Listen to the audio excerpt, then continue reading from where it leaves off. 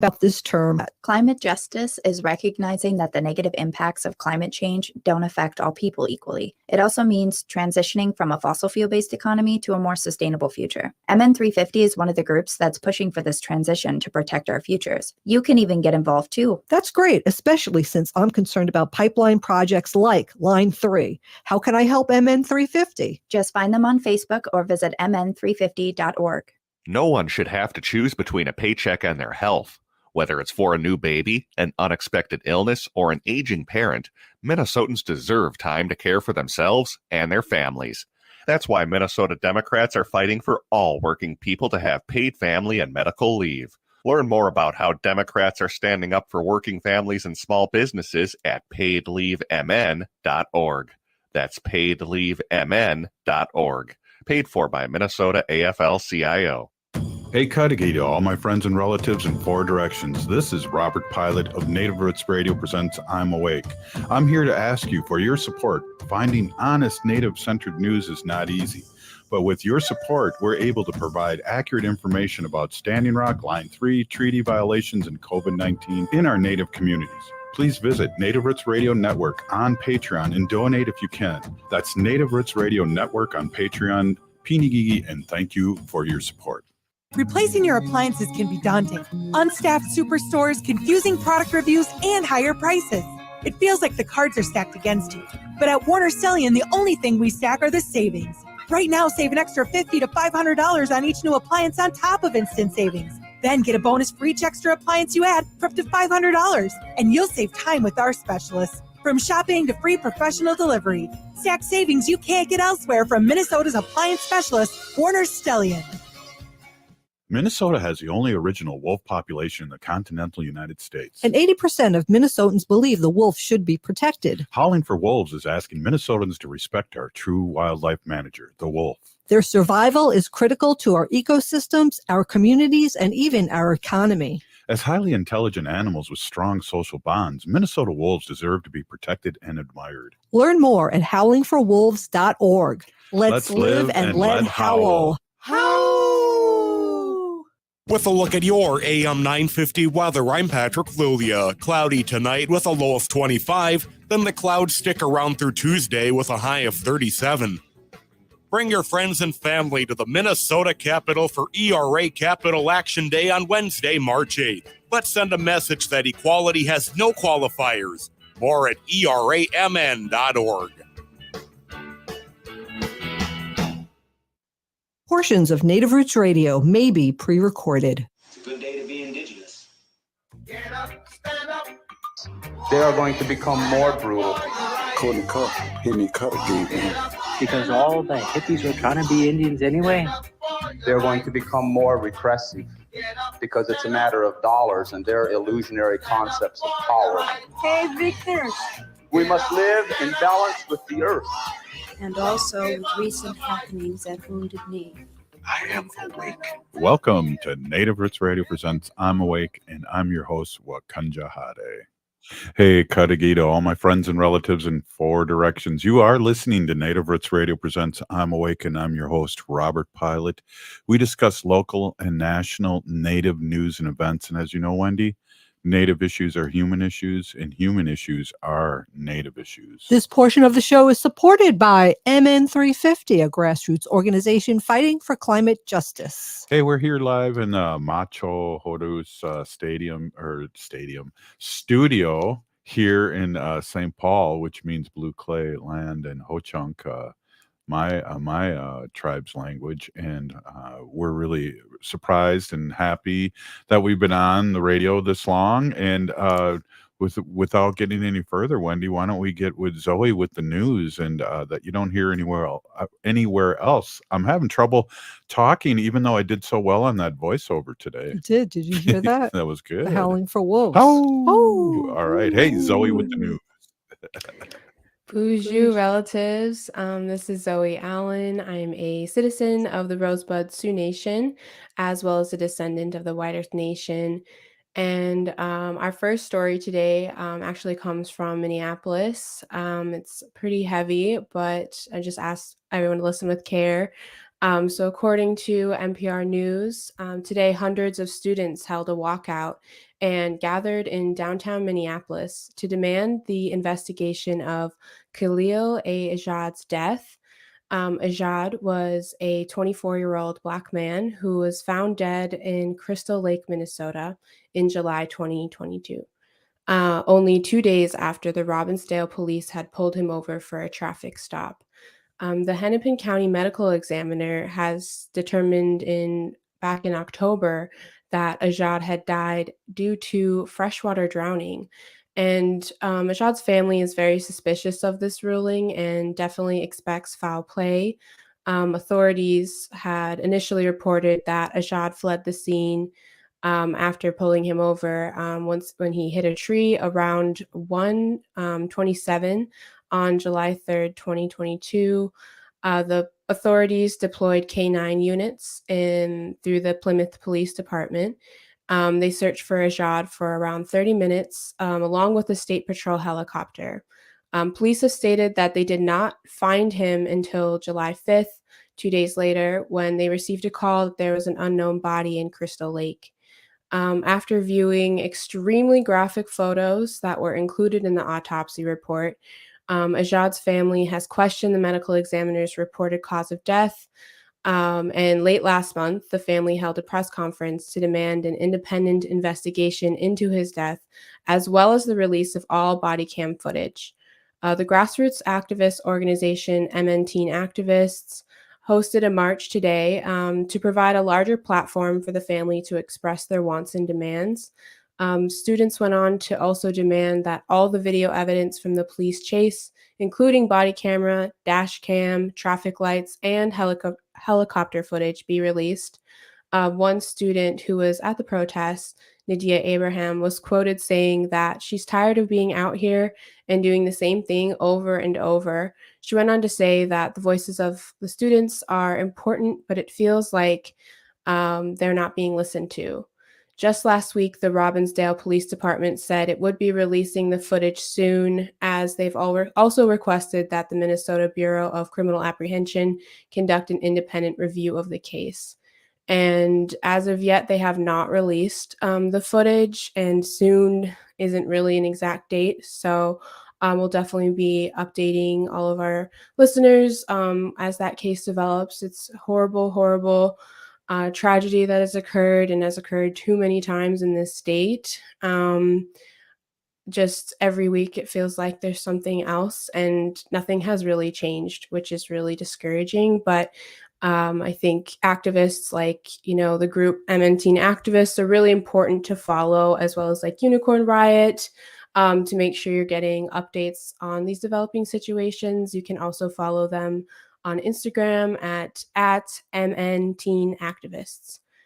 And in more national news, according to Native News Online, leaders of the Native American Church are demanding the Biden administration to uphold their commitment to protecting peyote habitats. So last week, leaders from the country's largest intertribal religious organization met with federal officials to urge them to uphold Native rights to use peyote in religious ceremonies. Peyote usage for Native Americans is actually protected under the 1978 American Indian Religious Freedom Act, which protects the rights of Native Americans to exercise their traditional religions and also ensures access to sacred sites and the use and possession of sacred objects. So the Native American Church has over 300,000 members and uses peyote ceremonially. Peyote is currently classified as a Schedule 1 substance and is illegal for non-Native people to use, actually. According to the Native American Church leaders, the federal government is once again not upholding its side of the law. One leader spoke to how the American Indian Religious Freedom Act is being violated by both clinical and pharmaceutical interests, an issue that actually has become increasingly worrisome, Robert, as more states have started loosening and revisiting their drug laws. especially as it pertains to marijuana. But we're also seeing other states, like I believe Washington State has decriminalized or maybe even legalized the use of hallucinatory drugs such as mushrooms or psilocybin for clinical trials to help with mental illness disorders, which is actually really promising. But when it regards peyote, it's a sacred medicine that only Native people should have right to use. It becomes more of an issue in regards to a case like this, which I think is something that a lot of people aren't talking about when it comes to revisiting drug laws. Peyote is a hallucinogenic cactus, and it only grows on private lands in southern Texas. So it's a very limited area that it grows in, and that's why it needs to be really protected. It also takes about 8 to 10 years to mature to be able to be used. So therefore, the Native American church leaders are urging the Interior, Agriculture, and Justice Departments of the U.S. to take initiative in order to protect the continued use of the plant for enrolled citizens of federally recognized tribes. The Native American Church is requesting $5 million in federal funding for a new program to be established either by the USDA's existing Conservation Reserve Program or as a standalone grant program to be administered by the Department of Interior's Office of the Assistant Secretary, Indian Affairs. So, Native American rights are kind of under attack on every level, it seems like lately, Robert. It's just been hit after hit, especially when it comes to, of course, our lands, but it's scary to think about something as special as our ceremonies also being potentially threatened in times like these. That reminds me, Zoe, of the onslaught of sage and our medicines too that you see in places like Patina and all these other places. We got a minute left. What else you got for us, Zoe? Yeah, really quick. Some good news, which is that the U.S. Department of Interior has sought to restore wild and healthy populations of bison across the state. Or across the country. So Interior Secretary Deb Haaland has issued a secretary's order that allocates over $25 million from the Inflation Reduction Act to fund restoration projects. So we'll definitely have more updates on that as that develops as well. And this has been Turtle Island News with Zoe Allen. Chimigwech for listening. Wow, great job as always, Pinigigi Zoe. Up next, we got Wendy with our sacred animals, our relatives, and then we have Dr. Stately later on. Stay with us. We'll be right back. Hey, Ogama, I've been hearing a lot about this term, climate justice. What is that? Climate justice is recognizing that the negative impacts of climate change don't affect all people equally. It also means transitioning from a fossil fuel-based economy to a more sustainable future. MN 350 is one of the groups that's pushing for this transition to protect our futures. You can even get involved too. That's great, especially since I'm concerned about pipeline projects like Line 3. How can I help MN 350? Just find them on Facebook or visit mn350.org. No one should have to choose between a paycheck and their health. Whether it's for a new baby, an unexpected illness, or an aging parent, Minnesotans deserve time to care for themselves and their families. That's why Minnesota Democrats are fighting for all working people to have paid family and medical leave. Learn more about how Democrats are standing up for working families and small businesses at paidleavemn.org. That's paidleavemn.org. Paid for by Minnesota AFL-CIO. I heard sex trafficking happens a lot in Indian country. What is that? Here are some of the real reasons why sex trafficking happens in Indian country. Unequal gender roles that were forced on us by colonization. Communities don't have enough resources. Silence around domestic and sexual violence. Lack of attention and justice for missing and murdered Indigenous people. There's a lot of behavior that keeps our communities out of balance. These are just a few true reasons why Native communities are targeted by traffickers. When these acts of violence happen in our communities, it opens us all up for exploitation. Sponsored by the Minnesota Indian Women's Sexual Assault Coalition. J&S Bean Factory is a native-owned, community-supported, cozy, artsy coffee shop which offers roasted on-site beans, live music, and baked goods. Relax in the beautiful outside patio. City Pages writes, voted top 10 coffee shops. Tucked into a quiet corner of St. Paul's Highland Park neighborhood, this coffee shop roasts beans on-site from the best coffee-growing countries in the world. located at 1518 Randolph Avenue, St. Paul. The good stuff.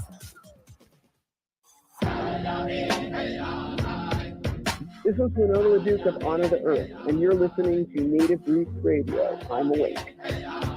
Welcome back to Native Roots Radio presents I'm Awake, and this is Robert Pilot. This portion of the show is supported by Howling for Wolves, protecting wolves for future generations.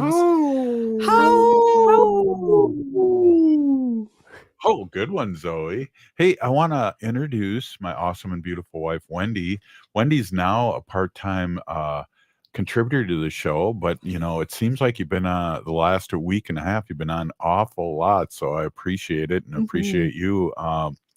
And we started the show, Wendy, way over 6 years ago, and you've been on every one.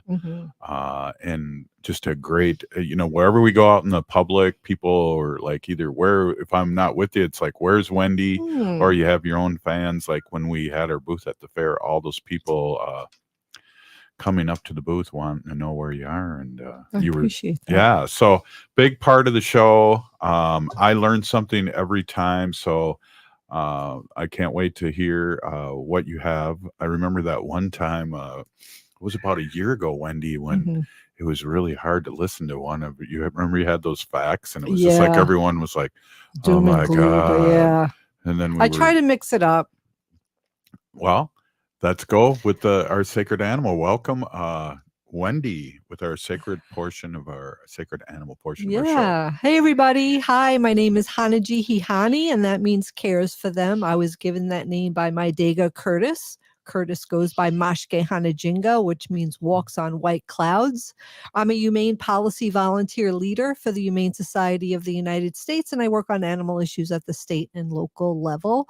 And I found an article today, and I've been, Robert and I, we watch the news every night, and we're watching this devastation of the earthquake that happened in Turkey and Syria. And every day, it kind of astonishes us that there are still people and animals being rescued and found still alive, even though the first earthquake on February 6th, that was the first one. So they're still pulling people and animals out of that, and that the Humane Society International, it's like a cousin of the Humane Society of the United States, is there now helping doing some rescuing, which is really an awesome thing. And I just want to send my heartfelt prayers to all the people in Turkey and Syria and all the people working there to do all the rescuing. I think that they said there's over 50,000 people who have been killed so far. That's just, I can't even imagine how. Well, they even had a week or 2 weeks later those aftershocks too. Yep. Yeah, and they weren't little aftershocks. They were pretty devastating ones. I have an article here from the Humane World. That's Kitty Block's blog. That she is the president and CEO of the Humane Society of the United States. And this is dated March 1st. And she talks about the earthquakes and about Humane Society International being there and helping with the rescue.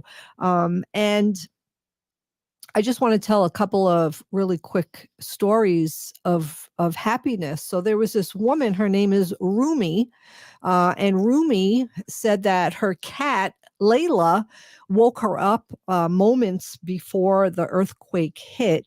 And Rumi was able to jump out of the window and get to safety. She also got her cat out as well.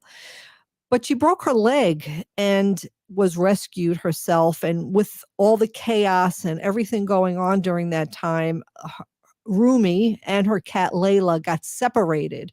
And Rumi had to go a whole hour away to the rescue, to the place where she could get help for her leg. And she was gone there getting help. And she was really put out so many pleads on Facebook to get her cat Layla back.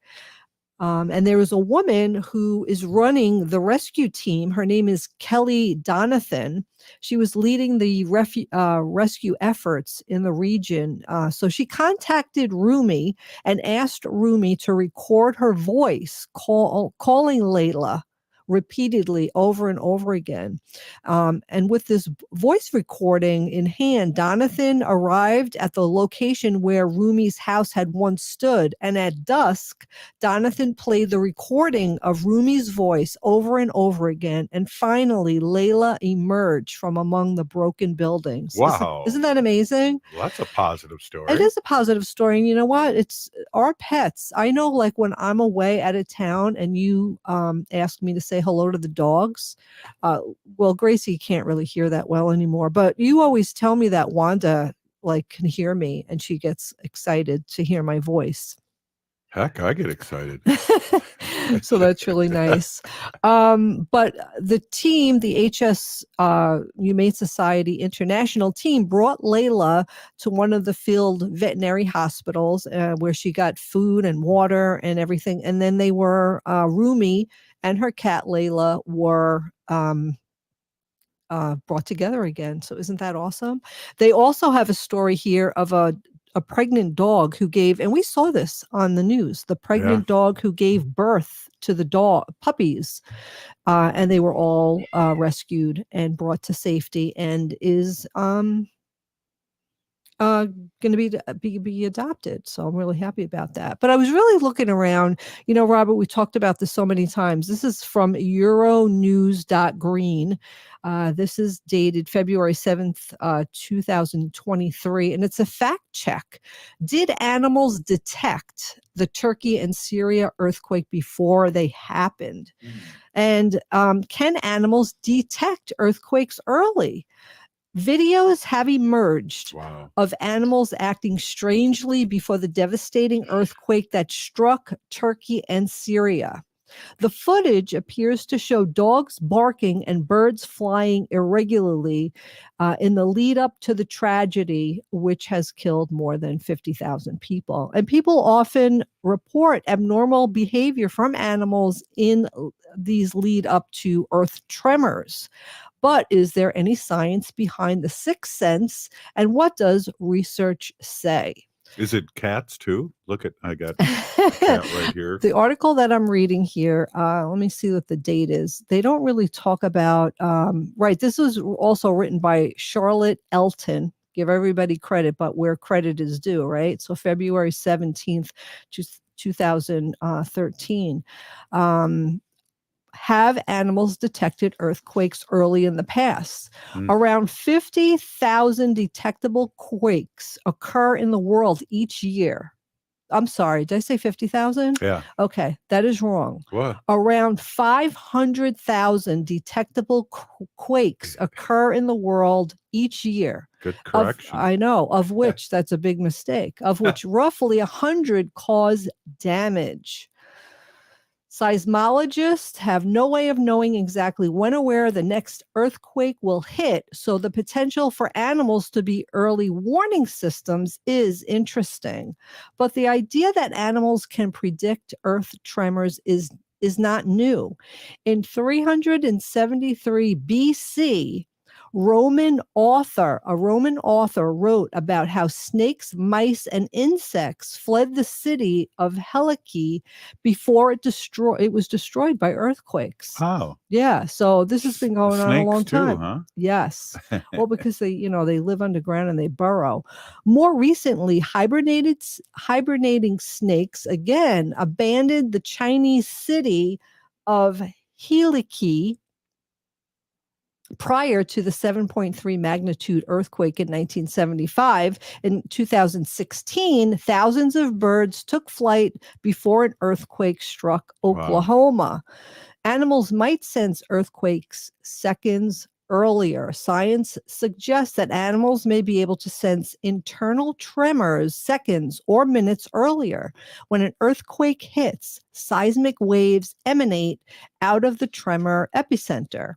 Primary waves, the first waves to be felt, are smaller and go larger and go largely undetected by humans, right? Wow. Us humans are busy. We're talking, we're moving, we're walking, we're driving. We don't hear anything. We don't know what's going on, right? Plus, I'm getting hard of hearing. Exactly. They precede more violent secondary waves in which that shakes the ground and tumbles the building. That's when we when we know what something's going on.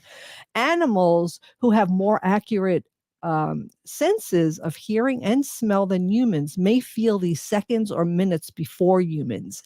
Elephants and birds, for example, might feel the low frequency sound of the waves and vibrations from weak foreshocks, whereas rodents can hear the high frequency sounds that emanate from shattering rocks. But could animals sense earthquakes early enough to act as an early warning system? Researchers suggest it's unlikely.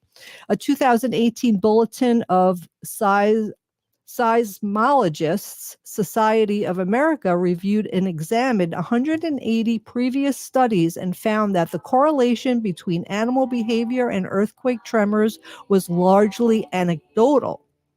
The study clearly demonstrates strong weaknesses or even deficits in many of the published reports on possible abnormal animal behavior, the authors wrote.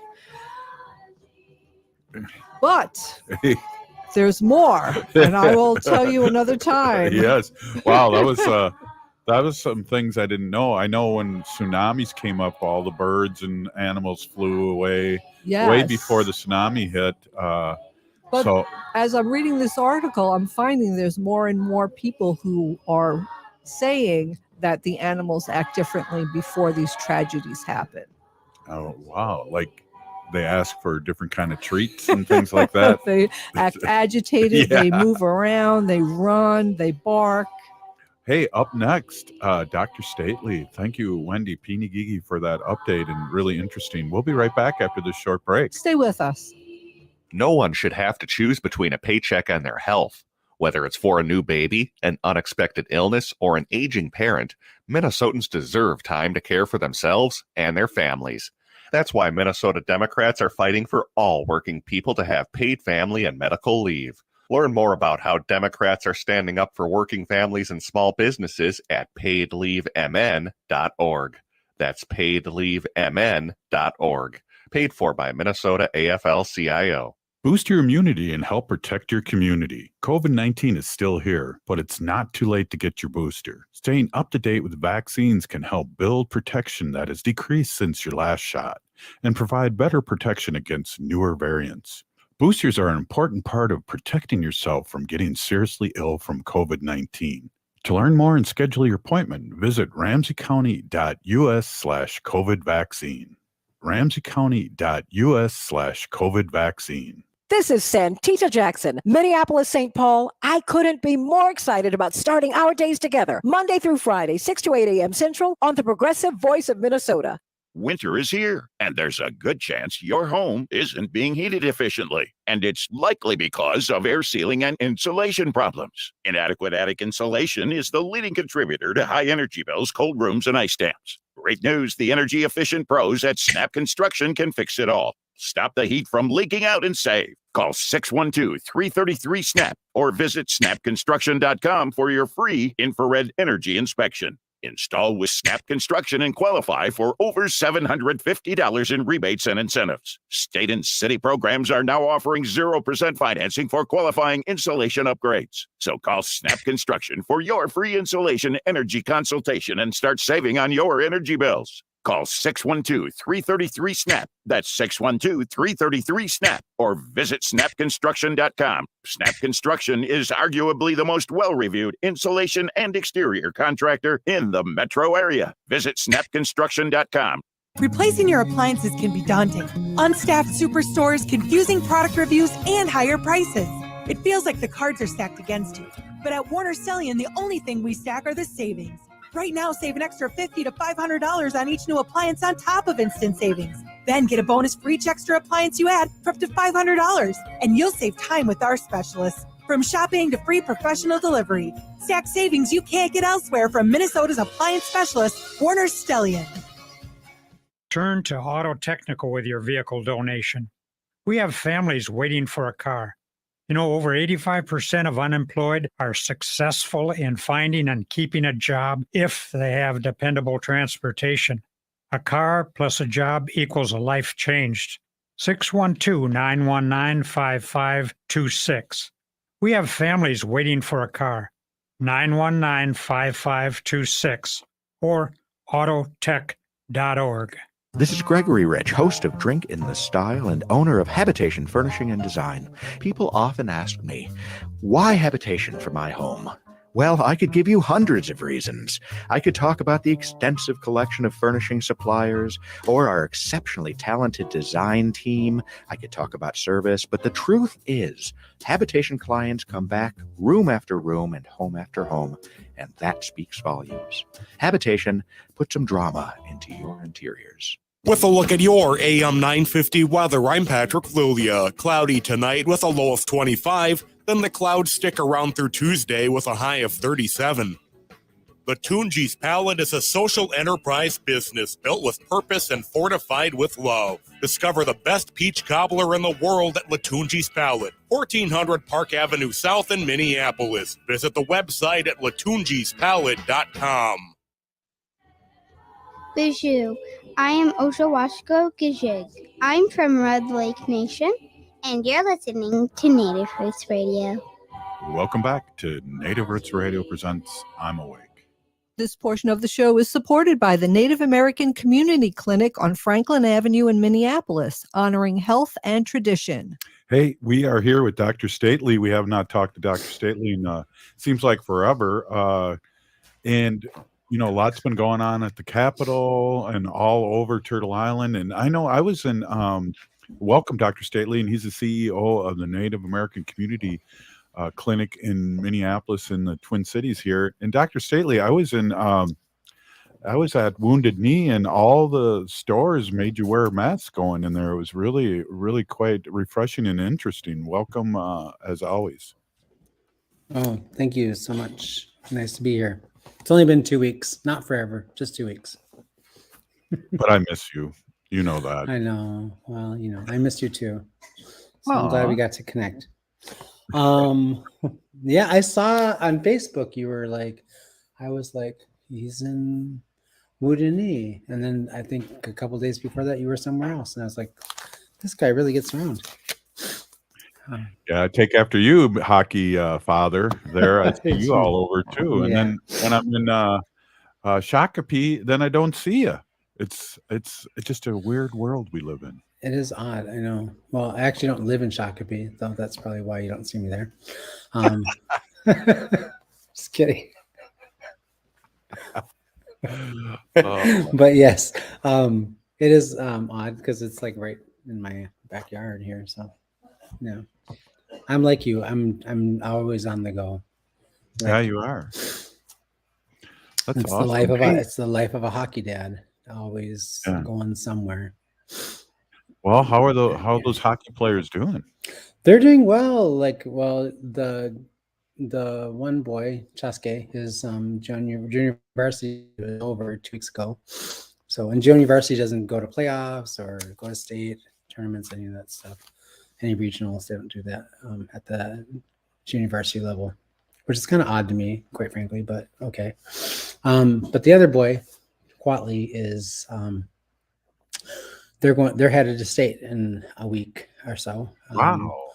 They're the third place seed for the state tournament. We played against St. Thomas Academy, which is a really, really tough team. We won 2-1. It was like, wow.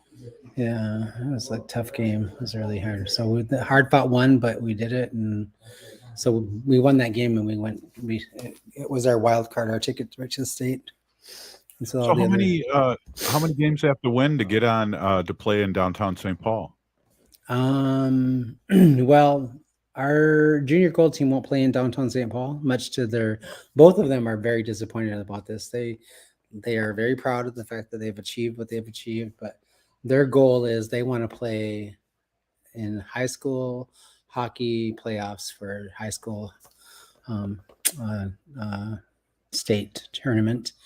their goal is to play at the XL Energy Center someday, and they're working hard to do it. So, wow, that's and they're young and they have some time. There are some pilots. Some of my relatives, of course. I was an ankle skater, so I never made it on the team. But there's some pilots that played on that tournament over the years, and it's electric. It's unbelievable, back and forth. It's unbelievable hockey.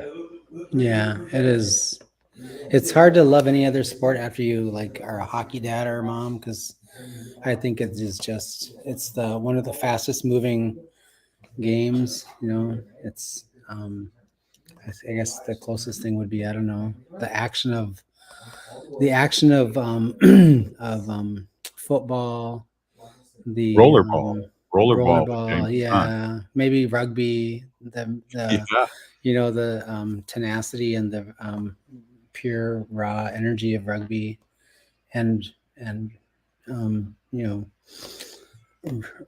roller derby at the same time, because you're like knocking your main purpose is to get the puck, and even if you have to knock people down and slam them against the glass and all that other stuff at this level anyway. So it's really exciting. It brings me joy to watch them play, because I know that they love it so much. So it isn't something I would naturally sort of gravitate towards, you know. Right. I'm more of a like, I mean, I enjoy the eating of hot dogs, talking with people and visiting, and the drinking of, you know, beverages that comes with something sedentary like baseball. But but my kids but my kids just were not into that, so it's okay. No. But, you know, being an athlete, you can always go to other sports too, or, you know, Yeah, I was a natural athlete, so I was not good at everything. Yeah. I was a natural athletic supporter. No, wait a minute. Where's that? Where's Didi Khan? Where's Didi Khan? Yeah. Oh, I thought I had a drum. Oh, there's the drum. There you go. There you go. Yeah. A little slow on the move there. But I went to Bemidji last Monday, which is why I couldn't be with you last week. I was in Bemidji. I gave a talk at the BSU in their insect department, but I actually also took a little tour of the campus, and it's a nice little campus, and I didn't know this, but they're a D1 hockey program. So, wow. And I also had forgotten that Zach Whitecloud was at BSU, and he was recruited from BSU at you know, by the Las Vegas Golden Knights. So I was like talking to my sons after I got back. I was like, I think you should probably think about, you know, BSU. It's a small college, not too big, a little more manageable, and it's a D1 team. So they're giving it some thought. So yeah. Well, I remember when St. Cloud became a D1 team. That was huge when Herb Brooks went up there and shook it up a little bit. And, so we have a lot of I don't know who I was talking to. I think I was talking to Matt McNeil before the show, and we were talking about at one time the Gophers were the big thing, and everyone, when Woog was the coach, he only recruited Minnesota players, and I know that's changed over the years. Now there's so many places the Minnesota players can play in Division I. Minnesota puts more people in professional hockey too than any other state in the United States. So. Yeah, that's Wendy. That's why this is the state of hockey. Yeah, Minnesota. Yes, that and the 10,000 frozen legs help too. So, right. Well, they're slushy now, and they have been with global warming, so it's hard. I remember skating for a long time, and it seems like the winters are quick and abusive, but they're quick, and the cold weather doesn't last like it used to. Yeah, it seems like every year more and more fish houses end up in the lake. And cars. Jeez. I'm laughing. I didn't mean to laugh. You could be instead of describing the weather, you could be describing all of my relationships in my 20s.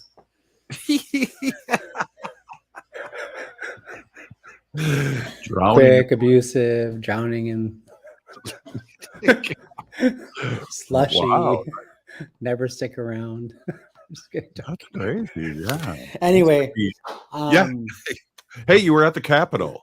I was at the Capitol. I was at the Capitol last week, and talking with legislators and folks about our bill, but other bills too, talking about healthcare writ large, all those important things to sort of like think about and consider when you're having a global pandemic. I like I like the I do like that both sides of the house are really focused on workforce and expanding, helping employees get back to work and stay at work and do all those other things. Although they arguably have different sort of lenses and approaches to how they would accomplish that. But I really do think like it would be fundamentally important for us to really bite off, supporting, rebuilding our healthcare workforce and our healthcare system. Like it was pretty damaged and, impacted and gutted by COVID. And, you can have a lot of things in your life, but if you don't have access to good healthcare or good health, like, all the money in the world isn't going to help you. All the wealth, all the, you can have as many, you can fill your entire garage with toilet paper, but if you don't have good health, it really is, that toilet paper is useless. So I think there's like, that's a play on, the fact that people were hoarding toilet paper at the beginning of the pandemic. Let me get the drum again. Yeah, there you go. But one of the things I think that my message to some of the legislators I met with over the last few weeks is like, we don't have health and wellness, and we don't have, if we don't have health, we don't have a lot of things. We don't have, longevity. We don't have competition. We don't have, wealth. Those other things. All these things are built on the ability for us all to be able to care for ourselves, care for each other, and rebuild the economy and participate as good relatives with one another. So I'm hoping to see a much more robust sort of like investment in health and well-being. Yeah, definitely. Well, let's get ready here to take a break, and I know it's great here in Minnesota because we have the trifecta.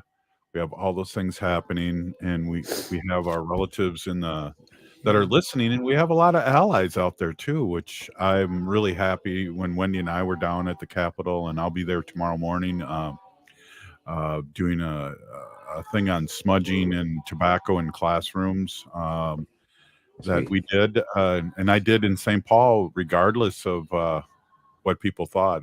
But it was weird because of all the racist comments by some teachers, like, "Oh, it smells like pot. Who's smoking pot down there?" And it's like, wow. Yeah, explain to the audience, Robert, what smudging is and why you do it. Well, we'll do that. We'll have Dr. Stately do that on the next segment here. Why don't we do that? Awesome. And hey, you're listening to Native Roots Radio presents I'm Awake, and we're with Dr. Stately. We're with Wendy and Zoe. We got our own trifecta going here. We'll be right back after this short break. Stay with us. Oh, Hey, Ogama, I've been hearing a lot about this term, climate justice. What is that? Climate justice is recognizing that the negative impacts of climate change don't affect all people equally. It also means transitioning from a fossil fuel-based economy to a more sustainable future. MN 350 is one of the groups that's pushing for this transition to protect our futures. You can even get involved too. That's great, especially since I'm concerned about pipeline projects like Line 3. How can I help MN 350? Just find them on Facebook or visit mn350.org. No one should have to choose between a paycheck and their health. Whether it's for a new baby, an unexpected illness, or an aging parent, Minnesotans deserve time to care for themselves and their families. That's why Minnesota Democrats are fighting for all working people to have paid family and medical leave. Learn more about how Democrats are standing up for working families and small businesses at paidleavemn.org. That's paidleavemn.org. Paid for by Minnesota AFL-CIO. Minnesota has the only original wolf population in the continental United States. And 80% of Minnesotans believe the wolf should be protected. Howling for Wolves is asking Minnesotans to respect our true wildlife manager, the wolf. Their survival is critical to our ecosystems, our communities, and even our economy. As highly intelligent animals with strong social bonds, Minnesota wolves deserve to be protected and admired. Learn more at howlingforwolves.org. Let's live and let howl. The Senior Linkage Line is a free statewide service of the Minnesota Board on Aging in partnership with Trellis. I have volunteered with seniors nearly 15 years, working alongside their compassionate team. I am honored to partner with Trellis as we help our elders find housing, compare costs of Medicare prescriptions, and learn how to avoid fraud and scams targeting seniors. We help our elders optimize well-being as they age, and we can help you too. Reach out today at trellisconnects.org. Hi, I'm Jane Fonda, and you're listening to Native Roots Radio. And we're back to Native Roots Radio presents I'm Awake, and this is Robert Pilot. This portion of the show is supported by Howling for Wolves, protecting wolves for future generations. That was crazy. I wanted to get Dr. Stately to howl. Right on, right on. That's why I did it again. Hey, Dr. Stately, you're the CEO of the Native American Community Clinic here in the Twin Cities, Minneapolis. And I was talking a little bit when we were ending here. I want to hear your take, and maybe you can educate our audience out there, because we have a lot of progressive allies out there listening to the show all over Civic Media Network, and of course here in the Twin Cities too. Just what smudging and tobacco mean to us as natives. Well, thanks. I appreciate you asking me to do that. Well, I think that it's important to note that tobacco and sweetgrass and also sage, that those things are some of our first medicines that were given to us by Creator.